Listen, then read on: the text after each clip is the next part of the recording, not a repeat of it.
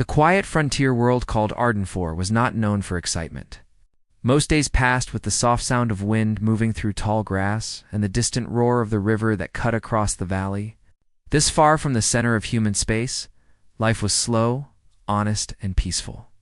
It was exactly the kind of place Captain Rhys Calder had wanted when he left the military. After years of battles, long nights, and missions that left invisible scars on his heart, he wanted silence more than anything. He lived alone in a small cabin made of rough stone and wood, sitting on the edge of the forest.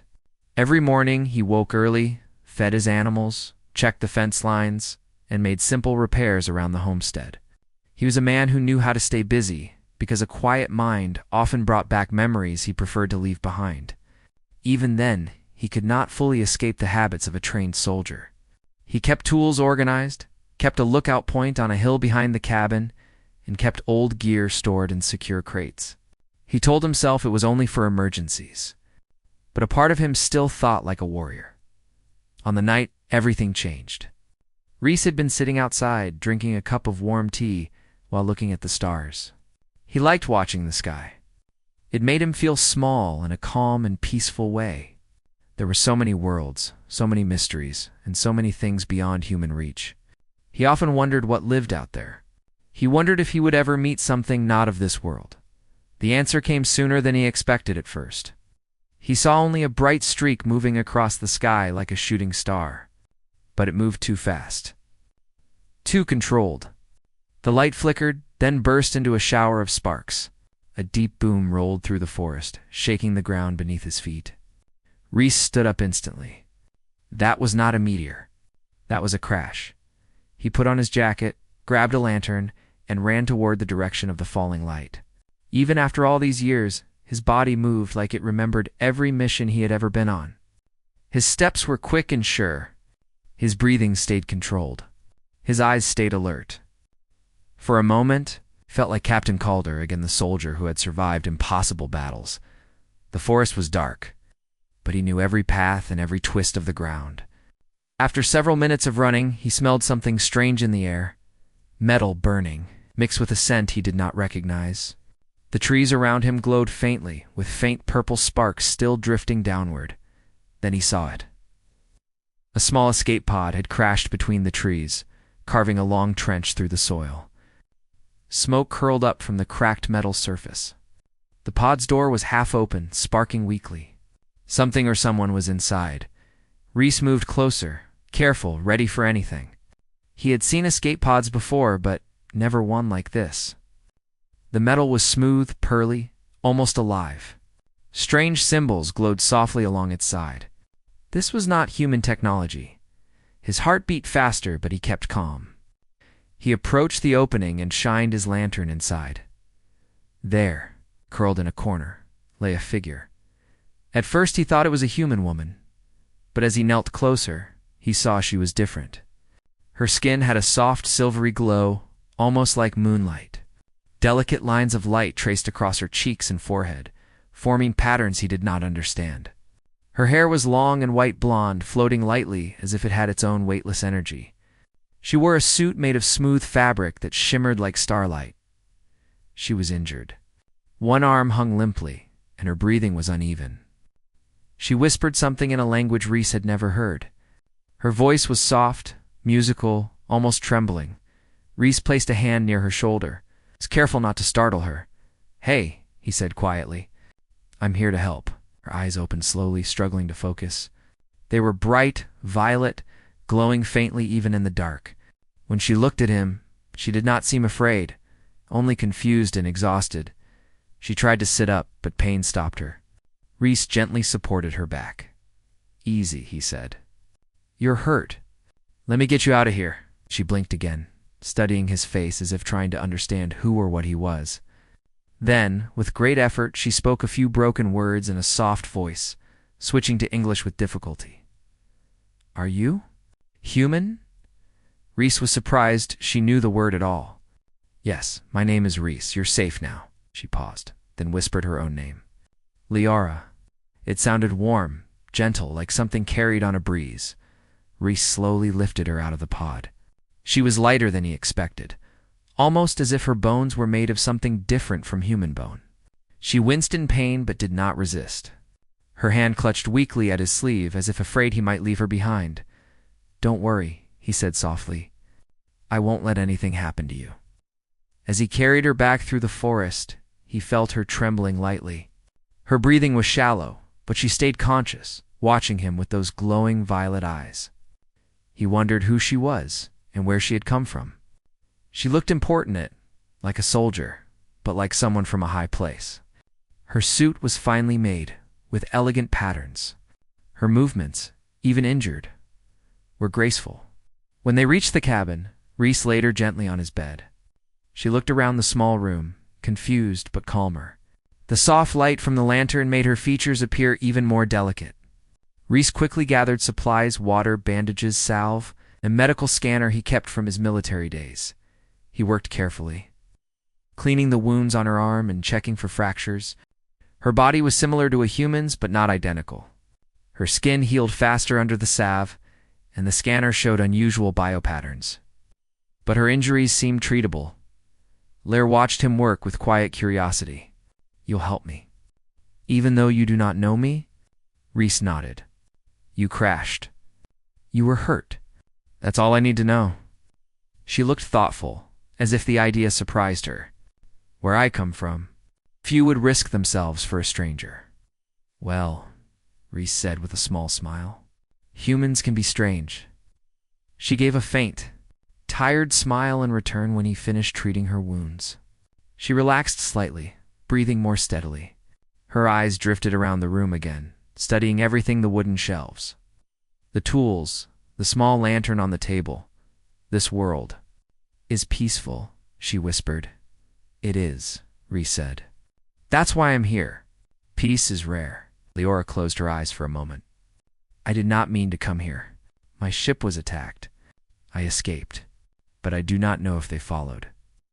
Rhys's expression tightened. He had hoped her crash was just an accident. But now, hearing her speak of attackers, he felt old instincts awakening inside him. "Who attacked you?" he asked.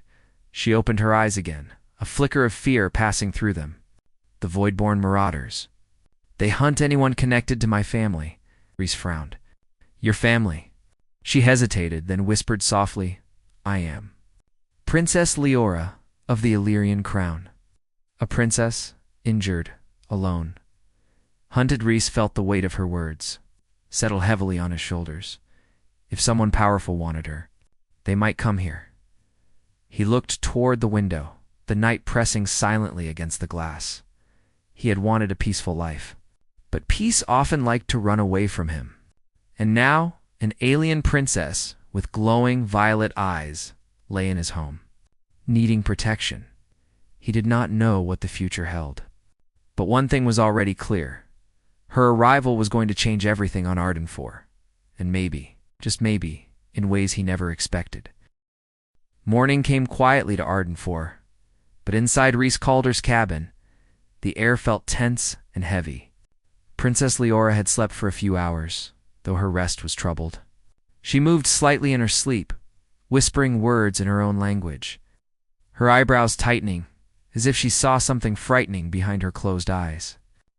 Rhys watched her from the table, thinking carefully. He had planned for a simple life, yet now an alien princess lay in his home, hunted by a dangerous enemy he had never heard of. He kept checking the forest outside through the window. The world looked peaceful, sunlight stretching across the valley, birds moving through the trees, and wind brushing the grass. But Rhys knew nature could hide danger well. Old instincts stirred inside him against instincts he had tried to bury long ago. Leora woke slowly. Her violet eyes opened, glowing faintly in the soft morning light. For a moment, she looked confused, as if she didn't remember where she was. Then she saw Rhys and relaxed slightly. "You stayed awake all night?" she said softly. He shrugged. "I wanted to make sure your fever didn't rise." She smiled weakly. "Humans care too much? You call it being responsible?" Rhys replied with a small grin. She sat up slowly, still sore from her injuries. She looked around the cabin again. noticing the old photographs, weapons stored in crates, and books stacked on a shelf. "You lived many lives," she said quietly. Pointing to the military badges on the wall, Reese nodded. "A few. Not all of them good. Yet you helped me," she whispered. "You needed help," he answered. "That's enough." Her eyes softened, but soon her expression darkened. "Reese, the ones who attacked my ship, they will not stop. They want me because I carry something valuable." "What is it?" he asked. She took a slow breath. "My blood contains a genetic key. It can activate ancient Illyrian technology. Weapons, shields, star beacons. Many things that should not be controlled by the wrong hands. The Voidborn know this, so they want to capture you," Reese said.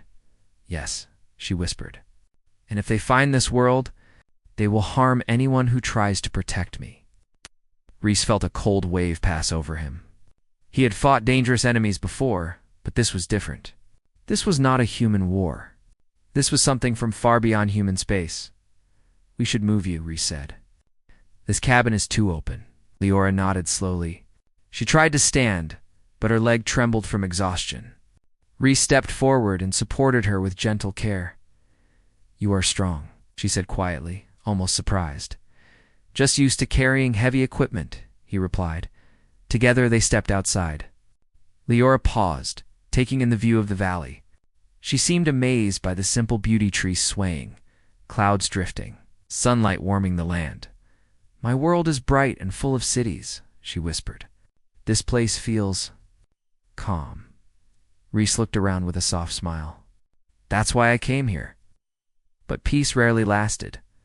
A sudden distant sound cut through the morning quiet, a sharp hum, almost metallic. Leora froze. Reese turned toward the forest line immediately. "That sound," Leora whispered. "It is a scanner." Reese didn't hesitate. "We need to move." He quickly guided her into the forest.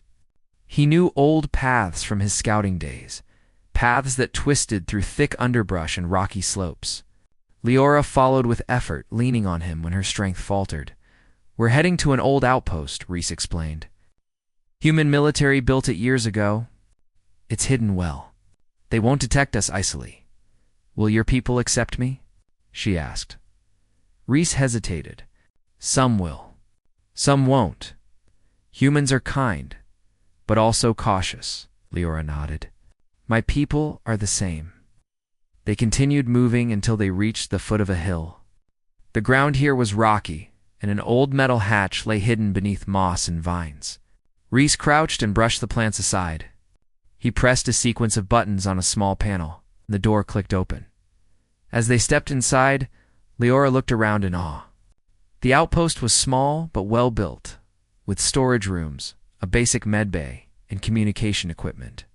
Dust coated many surfaces, but the power still hummed faintly. "You lived here before?" Leora asked. "Trained here," Reese replied. "Back when I was younger?" Suddenly a voice echoed from the far corner. Reese called her. "Is that really you?" Reese turned sharply, but relaxed when he saw a familiar face. Sergeant Hale, an old friend from his service days, stepped out from behind a console. He was older now, with gray strands in his beard, but his eyes still carried the sharpness of a veteran. "Hale," Reese said. "Didn't know you were stationed here?" "Covered duty," Hale muttered. "Most boring post in the galaxy. Until now?" Then he saw Leora. His eyes widened and he instinctively reached for his sidearm. "Reese," he whispered. "What in the stars is that?" "Not a that," Reese said firmly. "Her name is Leora. She needs help." Leora bowed her head politely. "I mean no harm." Holly stared, uncertain. "She's alien," Reese said. "But she's injured and hunted." Hale paused, then slowly lowered his hand. "Fine, but Command won't like this." Reese shook his head. "Command doesn't need to know yet." Leora watched their exchange with quiet interest. "Humans are cautious," she said softly. "We've had our share of surprises," Hale answered. Reese helped Leora sit on a bench while Hale ran scans to check for infection or internal injuries. After a few minutes, he frowned. "Her biology is different," Hole muttered, confused. "But she seems stable," Leora smiled faintly. Your machines try their best. Hale chuckled. She talks to... Just then, a loud alarm burst through the outpost speakers. Motion detected, Hale said quickly. He brought up a screen showing a live feed from forest sensors. Several dark shapes moved rapidly through the trees.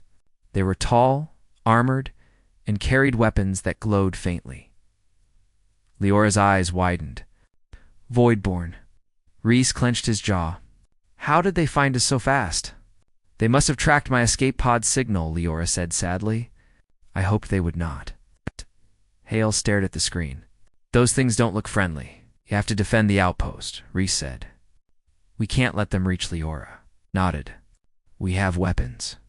Not many, but enough. Rhys turned to Leora. Stay inside the med bay. Lock the door behind you. She hesitated. Rhys, you risk too much. He gave her a steady look. I won't let them take you. Her violet eyes softened, filled with a quiet emotion she didn't yet understand. She reached out and touched his sleeve gently. Be careful. I'll be fine, he said, though he wasn't fully sure. Rhys and Hale moved quickly, preparing defensive positions around the outpost entrance. Hallie handed Rhys an old rifle. Rhys tested its weight familiar, almost comforting. The Voidborn emerged from the tree line moments later. Their armor was dark and jagged, their helmets glowing with cold blue light. They moved like shadows, silent and quick. The first blast struck the ground near the entrance, sending dirt flying. Rhys fired back, hitting one of them squarely. Hale covered the left flank, shouting instructions. Inside the med bay, Leora listened to the sounds of battle. Every blast made her flinch. She felt helpless, unable to fight, unable to aid the humans who risked themselves for her. She whispered softly, humans. Why do you fight so hard for someone you do not know? She thought of Rhys's calm eyes, his steady hands, his quiet courage. Something warm and unfamiliar spread through her chest. Maybe it was hope. Maybe something more outside. Rhys fought with all the strength and skill he had left. But the Voidborn kept coming. He grit his teeth. He had left war behind long ago, but now war had come to him. And he would not lose when someone innocent depended on him. As the battle intensified, Rhys knew one thing with complete certainty. This was only the beginning. The battle outside the outpost lasted longer than Rhys expected. The Voidborn were powerful and precise, their movements sharp and organized, as if they had trained for this moment for years. But humans were stubborn fighters. Rhys and Hale used every trick they knew cover, fire, controlled bursts, and careful positioning. Even then, the enemy kept pushing forward, forcing them to retreat deeper inside the outpost. When the last wave finally fell back into the forest, Rhys didn't celebrate. He knew they were only gathering strength for another attack. Their retreat was not fear. It was strategy. Inside the med bay, Leora sat with her hands clenched tightly. She had heard every blast, every step, every echo of danger. When the door finally opened and Rhys stepped in, she immediately stood up, ignoring the pain in her leg. You're hurt? She whispered, seeing the small burn mark on his sleeve. Rhys looked down, surprised. Just a scratch. Leora moved closer.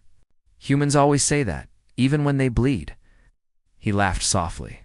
Maybe, but I'm fine. Hal entered behind him, breathing heavily. They'll be back. That was just a test. Rhys nodded. We have to move. The outpost won't hold against a full assault. Move where? Hale asked.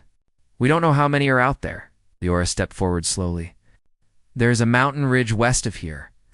The stone there contains minerals that confuse scanners. They may have trouble finding us. Hull raised an eyebrow. How do you know our mountains? I scanned the terrain as we walked, she explained. I may be injured, but my mind still works. Rhys smiled. Good. Then we have a chance. Ah! Leora looked at him. But you must understand. Going there means you risk more lives. The Voidborn will not stop. Rhys met her gaze firmly. We're already involved. We protect each other here. Her eyes softened again, that same warm expression she couldn't quite explain. Humans truly care. Hal snorted. Sometimes, too much. Using the early morning light as cover, They left the outpost through a hidden tunnel. The tunnel opened behind a line of thick bushes, giving them a moment to watch their surroundings. Smoke still lingered in the distance from the earlier fight. The forest felt uneasy, like every shadow might hide danger. Rhys took the lead, moving quickly but carefully. Leora walked beside him, still leaning slightly but stronger than the day before. Holy followed close behind, scanning their path with a portable detector.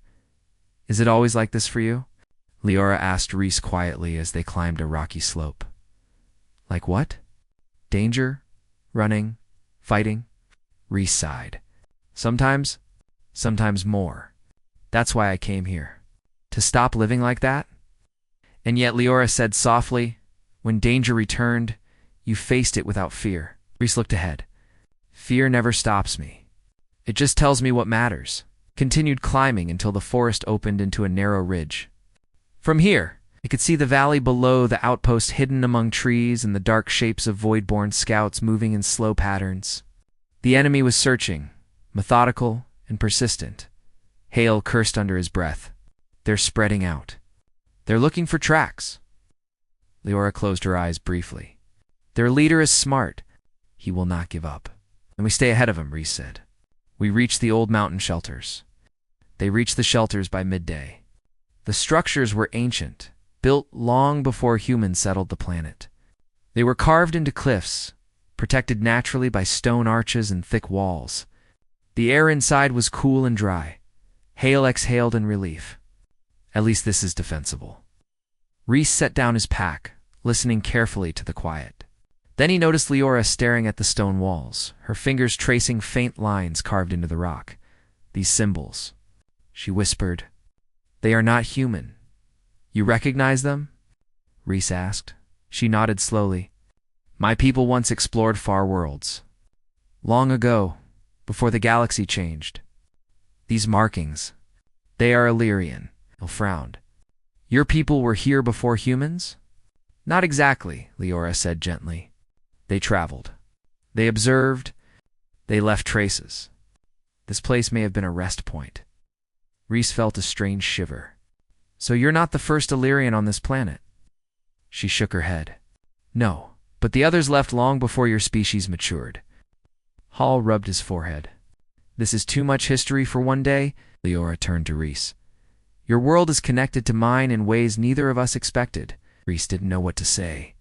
It was overwhelming, but somehow it also felt meaningful, as if their meeting wasn't just an accident. While Hale secured the entrance using portable shields, Rhys and Leora sat near a stone platform that seemed shaped like a seat.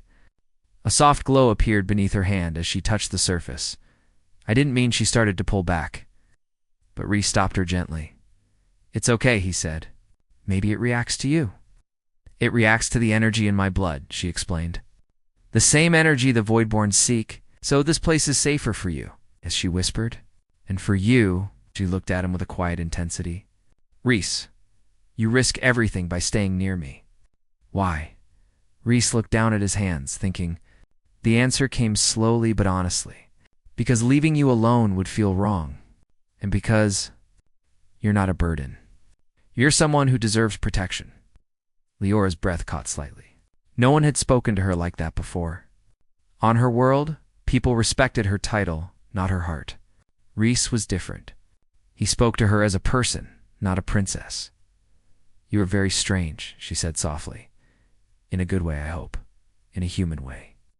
As evening approached, Hale brought news. "Voidborn patrols spotted on the southern slope. We need to plan for nightfall." Rhys nodded. "We hold position. We defend. And we wait for morning. They don't know this place well." Leora stood. "I can help." "You're still healing," Rhys said. "Even so," she replied, "I can use my senses. My people see energy patterns. I can warn you if they get close." Rhys hesitated, then nodded. "Stay beside me." For hours they remained alert. The mountain grew colder, wind sweeping through the narrow passageways. Leora's eyes glowed softly in the darkness, scanning the surroundings. Whenever she sensed a distant tremor of energy, she whispered to Rhys, and they prepared their defenses. During a quiet moment, Rhys glanced at her.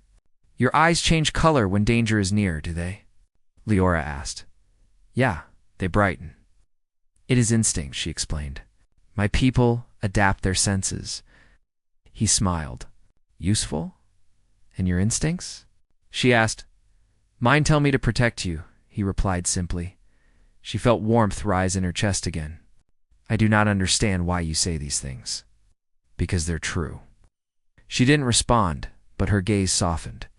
Something unspoken formed between them. Something that made the cold night feel slightly warmer. Then a sudden tremor shook the ground. Hale sprinted toward them. They're here. North side. Rhys grabbed his weapon. Positions. Leora stepped back, eyes glowing brighter than before. Rhys. They brought more troops. Rhys looked at her sharply. How many? She closed her eyes, sensing the energy beyond the stone walls. Too many. Rhys took a deep breath. This was the moment he had hoped to avoid. Then we fight, he said quietly. Leora's voice trembled. And if you fall? Rhys looked at her with steady eyes. Then I fall protecting someone worth it. She stared at him, heart racing in a way she did not understand. For the first time in her life, someone saw her not as a royal symbol, but as a life worth saving. And she realized something powerful. She did not want him to fall. Not now, not ever. And she would do everything she could to help him stand. Night settled over the mountains like a heavy blanket, thick and cold. The wind whistled through narrow stone passages, carrying the scent of snow and the faint crackle of danger that grew stronger with every passing minute. Inside the ancient shelters, Rhys, Leora, and Hale prepared for what felt like the biggest fight yet. The Voidborn were coming, and this time they were not scouting, they were hunting. Rhys checked the charge on his rifle again. His hands were steady, his breathing controlled. He had been in many battles before, but this one felt different. He wasn't fighting for a mission or for a commander. He was fighting for someone who trusted him, someone he wanted to protect more than himself. Leora stood near the entrance, her eyes glowing brighter than before. Her senses were sharp, reacting to every flicker of movement in the air. She had wrapped a blanket around her shoulders, more for comfort than warmth. Her wounds were healing, but her strength was not fully back. Hale adjusted the portable shield generator, which flickered with blue light. We only get one use, he muttered. This shield won't hold against heavy fire. It just needs to slow them down, Rhys said quietly. We don't win by fighting head-on. We win by outsmarting them. Leora stepped closer. I can help. My energy senses can guide you. They cannot hide from me. Rhys looked at her gently. But you stay behind the shield. Understand? She hesitated. I do not like hiding while you face danger. You're not hiding, Rhys said. You're coordinating. You're helping us stay alive. She looked down, feeling a mix of worry and gratitude. Very well. Before they could speak further, Leora suddenly stiffened. Her eyes widened with alarm. They are close, she whispered. 20. No more. They move like a wave. Hale swore under his breath. They brought a full squad. A faint vibration spread through the stone floor as the Voidborn approached. Their steps were quiet, but the energy they carried was unmistakable.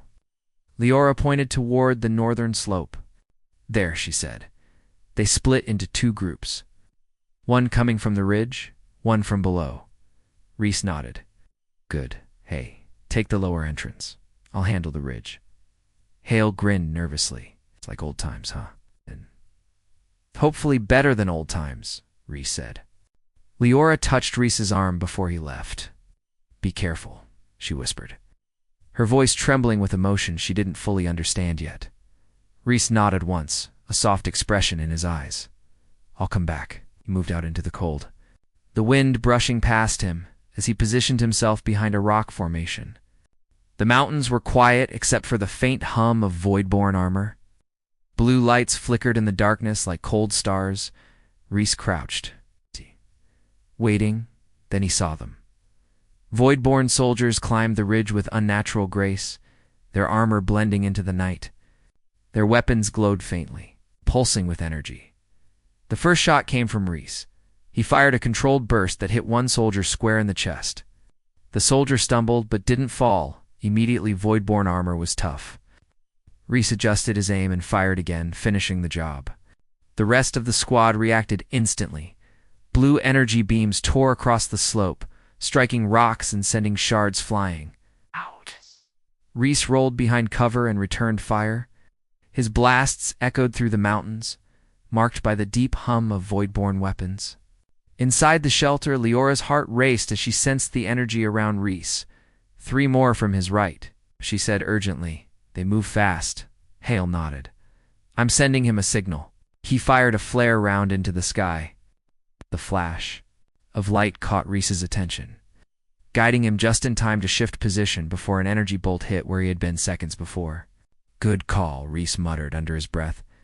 Meanwhile, Hale faced his own trouble at the lower entrance. 5 voidborn soldiers moved in formation, their steps precise. Hale fired carefully, retreating deeper into the passage as he forced them to focus on him. This is too many, Hale said through heavy breaths. We need another plan. Leora closed her eyes, sensing the mountain itself. Her energy perception grew sharper, almost as if the ancient stones amplified her ability. There is a chamber, she whispered suddenly. Deep in the mountain, it contains an Illyrian beacon. If activated, it will repel the voidborn. Hale stared at her. You're telling me there's an ancient alien machine that can blow them away? It is not a weapon, Leora explained. It emits a defensive pulse. It will disable their suits and force them to retreat. Hale looked doubtful. Can you activate it? Leora lowered her head. My blood can, but what? Hale asked. It will also send a signal to my people, she said softly. If they detect it, they will come. They may not trust humans. They may view your world as contaminated by conflict. Hale frowned. So they might interfere. Reese entered the chamber again at that moment, sweat on his brow, his breathing heavy but controlled. What's going on?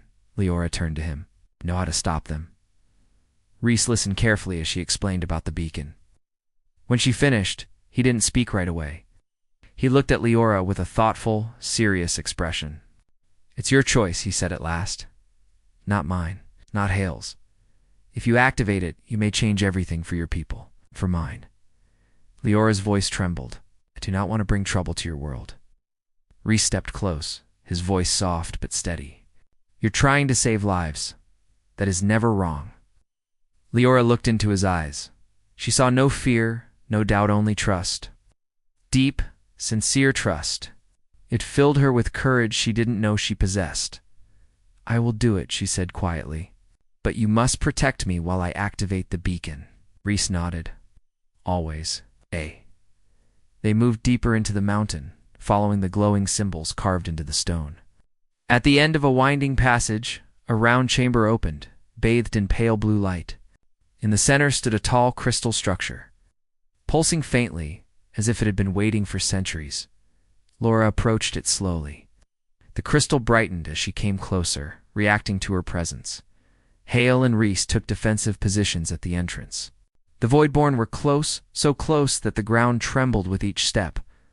Leora, hurry, Reese said. She placed her hand on the crystal surface. The moment her skin touched it, bright lines of light raced across the chamber walls. The beacon came alive with a soft hum that grew louder, shifting into a deep, harmonious vibration. Outside the chamber, the Voidborn began to appear, dark shapes with glowing eyes, weapons raised. Reese and Hale opened fire, holding the entrance as long as they could. Energy blasts hit their shields, sending sparks flying. Reese, Leora cried. It's working. A powerful wave of light burst from the beacon, passing through the chamber like a warm wind. Reese felt it move across his skin as strange, peaceful energy that didn't harm him. But the Voidborn reacted instantly. Their armor sparked wildly, their weapons flickering. One by one, they stumbled backward, retreating involuntarily as the pulse spread across the mountain. Within moments, the Voidborn forces scattered, their suits malfunctioning. The energy wave pushed them away like an invisible wall. The mountain fell silent. Reese lowered his weapon, breathing hard. Hale leaned against the stone. Exhausted, Leah stepped away from the beacon, her energy dimming. She looked at Rhys with relief and worry. "They will come back," she whispered. "Maybe not today, but someday." "Then we'll be ready," Rhys said. "But now," she said softly, "my people will come too." Rhys met her gaze. "They'll face that together." Leora felt something warm and strong settle in her heart. For the first time in her life, she wasn't afraid of what came next. She wasn't alone anymore. The mountain grew peaceful again after the beacon's bright pulse faded. The wind returned to its slow whisper, carrying the scent of pine and cold stone. Rhys, Leora, and Hale stood quietly in the crystal chamber, each of them trying to catch their breath after the long fight. The silence felt strange, almost too calm after such danger. Hale finally broke it with a deep sigh. "I can't believe that actually worked," Rhys nodded, still watching the entrance, just in case. "They'll stay away for now. That pulse probably disrupted their suits for miles." Leora placed a hand on the beacon again, her skin glowing faintly. "It will take time for the beacon to fully shut down, but the signal has already been sent." Rhys turned to her. "Your people?" Leora nodded slowly, her expression mixed with hope and fear. "Yes, Illyrian ships will come. They will want to take me home." Hay scratched his head. "And what happens to us when they get here? Are they friendly?" Leora looked uncertain. "They are peaceful, but very strict. They may question why I stayed with humans, why you protected me." Rhys's voice remained steady. "We did what was right. That's all." Leora's eyes softened when she looked at him. "Your world saved me. You saved me." Rhys said nothing, but the look in his eyes said enough. They left the beacon chamber and returned to the stone shelter. The air outside felt clearer now, the night sky filled with shimmering stars. It was as if the world itself was taking a deep breath after the long battle. Hale sat down with a tired grunt. "We need rest before anything else," Rhys agreed. "We'll take turns keeping watch." Leora shook her head gently. "I will keep watch too. My senses are sharp now. I can feel any energy movement within miles." "You sure you're strong enough?" Leora gave a small smile. "Stronger than before." Rhys watched her quietly. He could feel something changing inside, her something deeper than healing. She looked more confident, more grounded. Not like the injured princess he found in the forest, but like someone discovering her own strength. They rested through the night, safe under the natural shield of the mountains and the faint residual energy from the beacon. Early the next morning, Rhys stood outside on a ledge, watching the horizon. The sun rose slowly, its light painting the valley below in gold and soft pink. He heard soft footsteps behind him. Leora approached carefully, standing beside him. "This world is beautiful in the morning," Rhys nodded. "It grows on you." She studied his face for a moment. "You seem calm." "Just thinking," he replied. "About what?" Rhys took a breath. "About what happens next." Leora lowered her gaze. "I fear that too." They stood in silence for a long moment, watching the rising sun. Then something bright appeared in the sky, far off at first, then slowly growing larger. It was long, sleek, and shining like polished crystal. The ship glided through the sky with smooth grace, unlike anything built by humans. Leora inhaled sharply.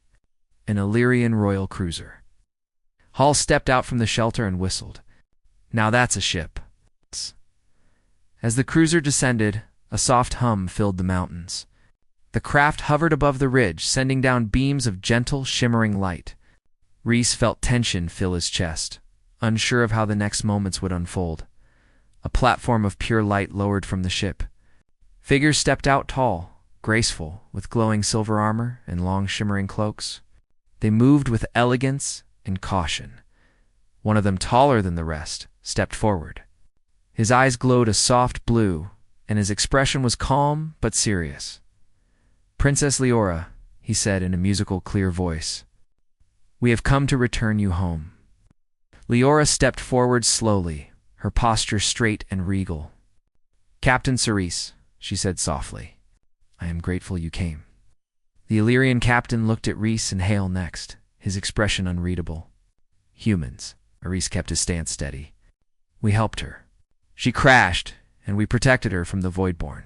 Cerise studied Reese for a long moment. Your actions are noted. Leora's face tightened. She stepped closer to the captain. Reese Calder saved my life. Many times. Treat him with respect. Cerise dipped his head slightly. Of course, Hale whispered to Reese. She's got some authority. Reese didn't answer. He was watching Leora, her eyes, her hands. The way she stood slightly closer to him than she did to her own captain. Cerise turned back to Leora. Princess, the council insists you return home immediately. Your presence is required. Leora hesitated. I know. In this world, Cerise continued, must be inspected. The use of our beacon is significant.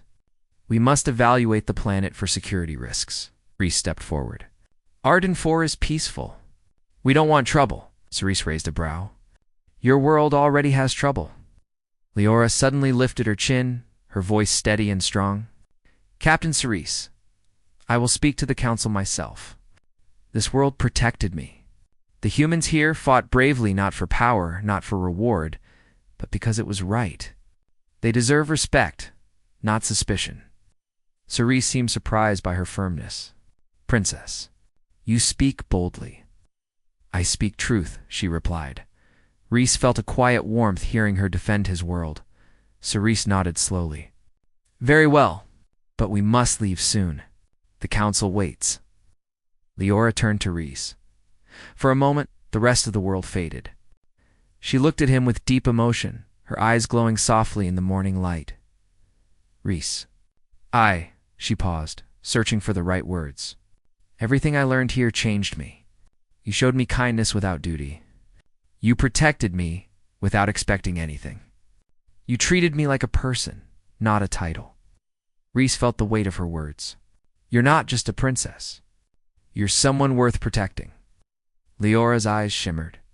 I do not want to leave you behind. Hale watched silently, understanding enough to step back. Reese took a slow breath. You have your people, your responsibilities, and what of my heart? She asked softly. Reese felt something tighten in his chest. He wanted to tell her to stay, to remain on the quiet world where they could build something new. But he also knew she belonged to a greater world, greater future. You have to choose, Reese said quietly. Leora looked at the sky, then back at him. Her voice trembled as she spoke. My choice is you. Reese froze. She stepped closer, placing her hand on his chest, feeling his heartbeat. I will return to my people. I will speak for humans. I will fight for peace between our worlds. But when the council allows, I will come back. Not because of duty, but because this world and you feel like home. Reese felt his heart soften. I'll be here, Leora smiled, a gentle, bright smile that warmed the cold morning air. Then I will return. Cerise approached respectfully. Princess, it is time. Leora turned to Reese one last time. Until then, Reese called her of Earth. Thank you. She stepped onto the glowing platform, rising slowly toward the cruiser. Reese watched her rise into the sky, her silver hair shining like starlight. Hale stood beside him. Well, that's not an ending I expected. Reese exhaled slowly. It's not an ending, no.